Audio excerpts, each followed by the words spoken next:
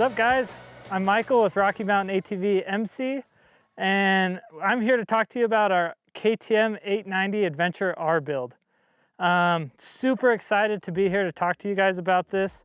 I'm part of the testing and development team here at Rocky Mountain, and so lucky for me, I get to spend a ton of time on these bikes. I have a lot of history with riding the 790 back when it came out in 2019. We have a Norden 901, which we actually are doing a build video on that as well. I encourage you to check that one out because we did some pretty different builds with these bikes, focusing on different types of riding. And I'm just super excited to show you why this is so cool.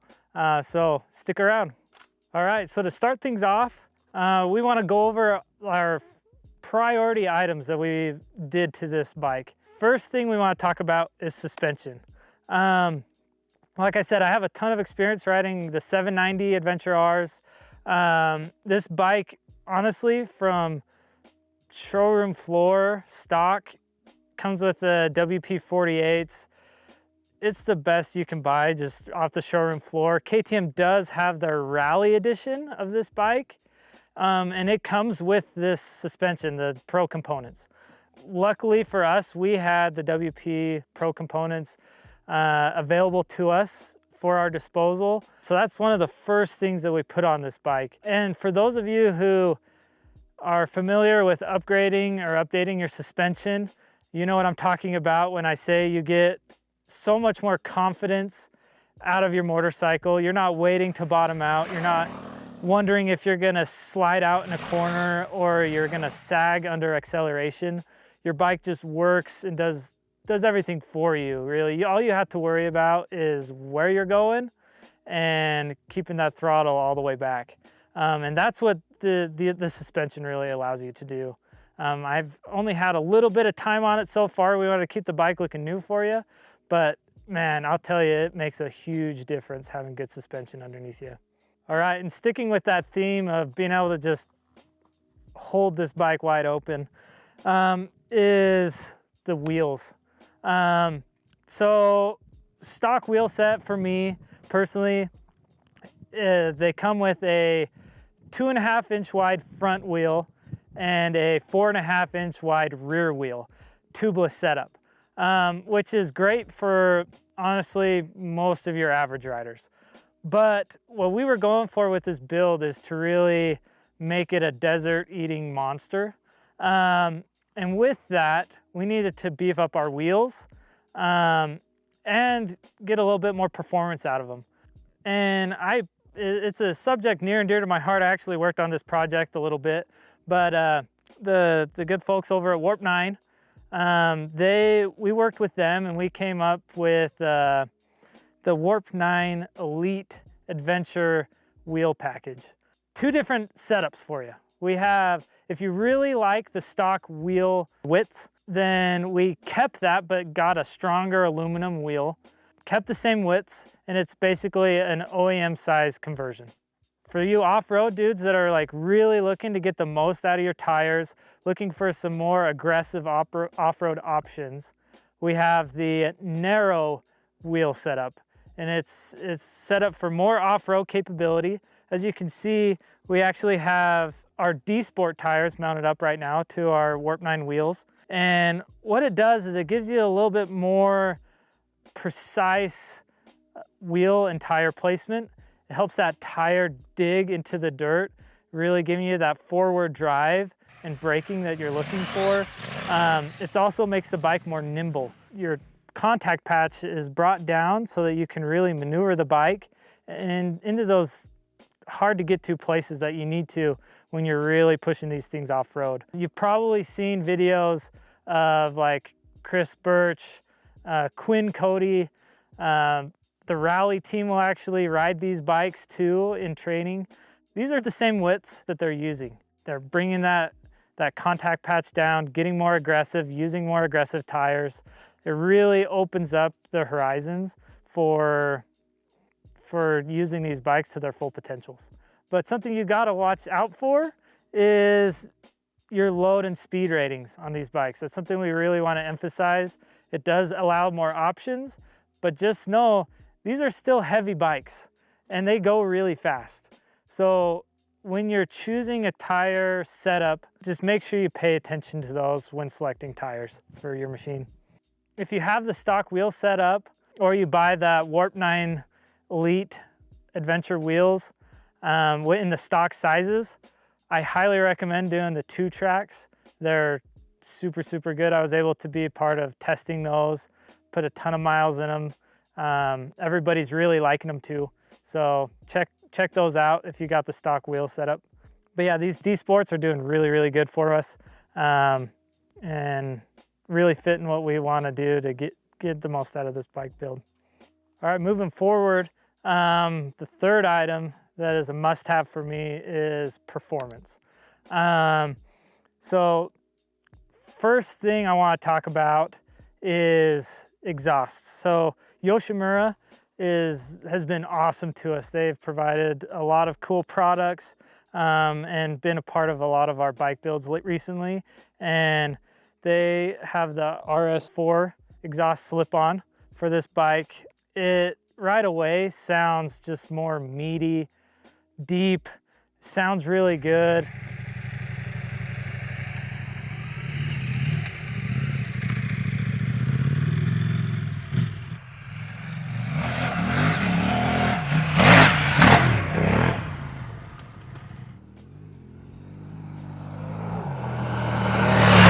I had the opportunity to go to the KTM Adventure Rally last year, and man, I felt like a fish out of water not having an exhaust on my bike. Everybody there had something cool, and it made me want to have something cool too. And this pipe does it all for me. It looks good, sounds good, and riding it, you notice a difference. It smoothens everything out, gives you a little bit more off the bottom, and just tears it up top. So the exhaust is one of the big things for me. And then moving to the front of the bike, the radiator hoses. So that was actually something that we experienced was one of our hose clamps actually started to leak a little bit. And so we hit up our friends at Samco Sport. They're super awesome. They sent us out a set of radiator hoses and clamps. It is a little bit harder to install these. You actually have to take the tank off to get to everything and also move that radiator forward.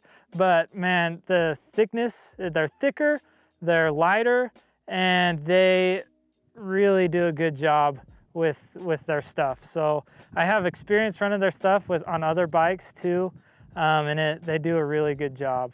So keeping the bike cool is really important when you're doing really hard riding, hard miles, getting the most out of your bike, and that's a big upgrade that I would look at. So finishing out with coolant, keeping your bike cool, those are usually when the going is getting tough. And that is why the next segment is protection and our Tusk Quiet Glide Adventure skid plate. This is all new for this bike. We had the Quiet Glide Adventure skid plate on the 790. It was great, and it reused the stock tank guards. There's a certain person, he might see you on the trails, but he did tip it over, and we saw that there was a need to maybe increase some rigidity to the tank protection on this. You don't have to add that in, but I just added it.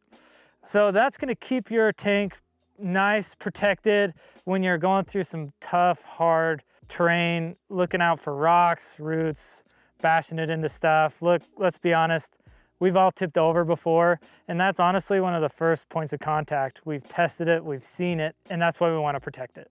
So make sure to check that out. And that wraps up our must-haves for the KTM 890 Adventure R.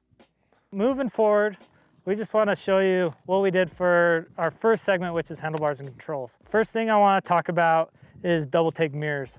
They've been a huge part in our bike builds in the past. They'll continue to be in the future.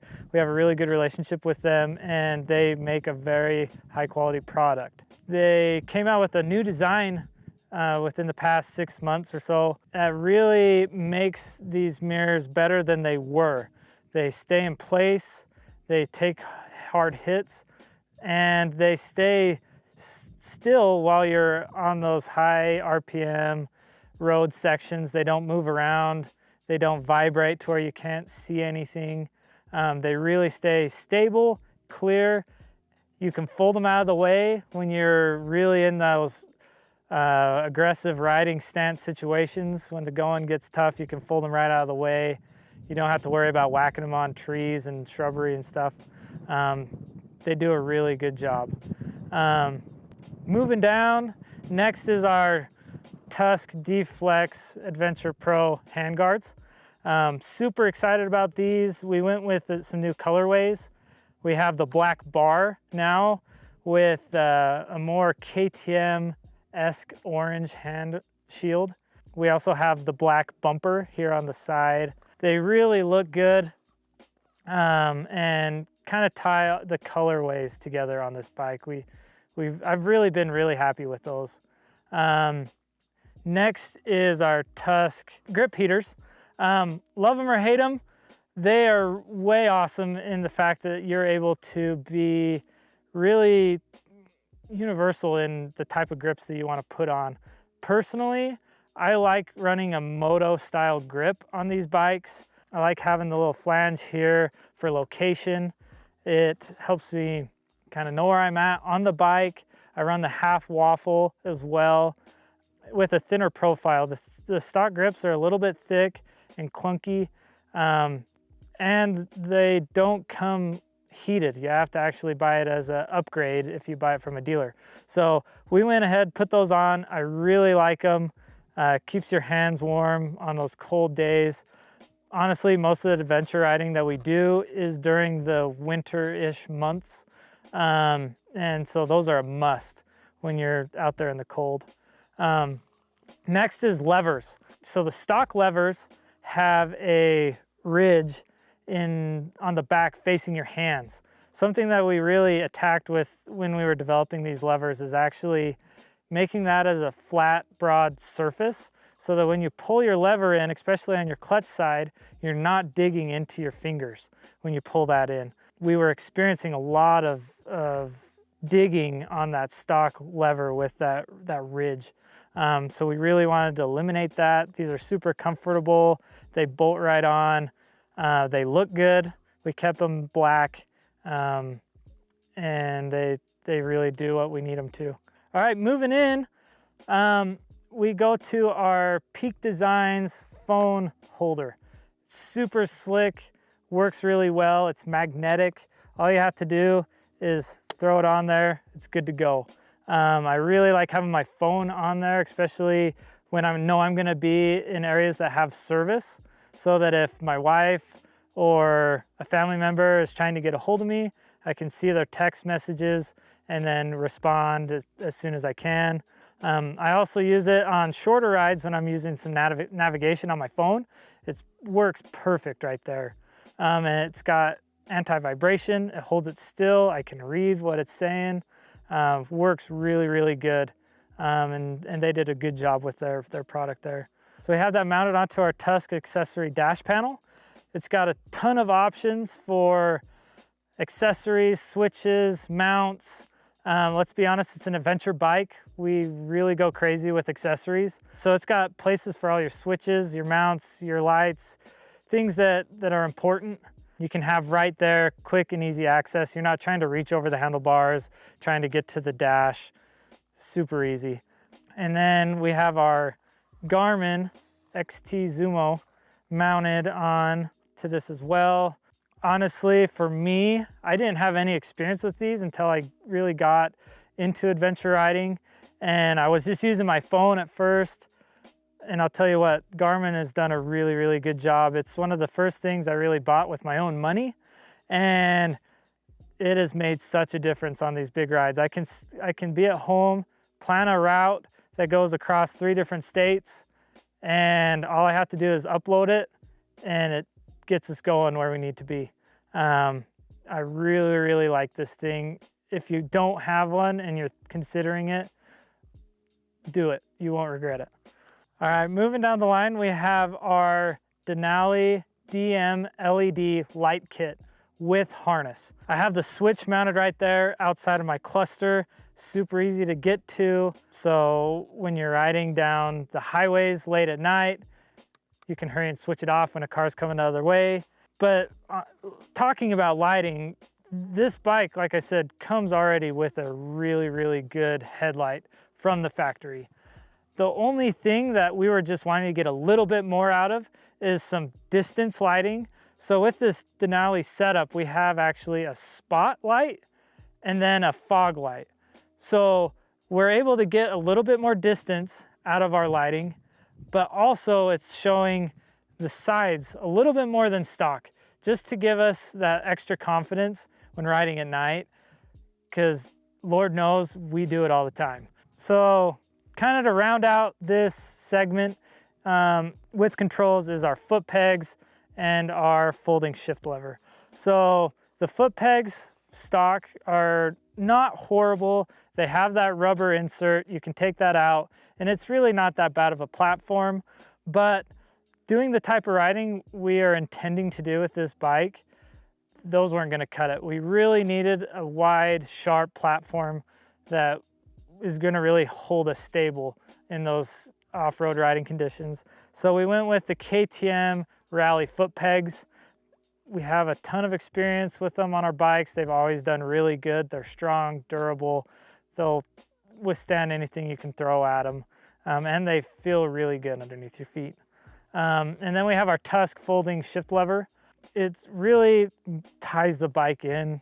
They come in a couple different colors. We have the orange one on this bike, and it really matches well with the other bling items that we have. Anyways, that ties up our handlebars and controls. All right, moving on to luggage. Kind of starting with our top rack. We have our Tusk top rack, tried and true. We've honestly have had really good luck. It's super universal. You can put your top bag on here, tools, you name it. We've got plenty of mounting options. Something really cool about this top rack though is with this bike in particular and the Norden, they come with these horns that kind of act as a grab handle. We really like the horns on our rackless luggage. Kind of helps lock that in, keep it stable, holds it tight. But if you aren't a fan of the horns and you want to get rid of those, when you buy the top rack, it actually comes with spacers that allows you to either remove the horns or to keep them on. On this setup, we've kept the horns, locks in. Our next item, which is our Highland X2 setup. This is a longer ride setup for this bike. Multi-day, super pumped on the new colorways. The desert tan really looks well. And honestly, with the stock graphic combo setup, it just looks awesome. It's got orange stitching. Going back to our duffel bag, I have the 22 liter. As you know, weight up high is not a good thing. You want to keep everything as low as possible. That's why I went with the 22 liter duffel. When I go on multi-day rides, I really try and keep everything heavy down low. And then I just put the small things that I need for camping in my duffel. I really try and pack light and compact up here. That's a tip for you guys looking to set up your bikes. Try and go as small and compact and light as possible on your tail bag. Kind of moving forward here, we got our Tusk Olympus tank bag. Same thing, cool colorway. It's got the desert tan, hint of orange. I do the small size, and I try and suck that thing up as close to the handlebars as possible. Most of what I'm keeping in this is a map, maybe permits if I need them for riding in a specific area.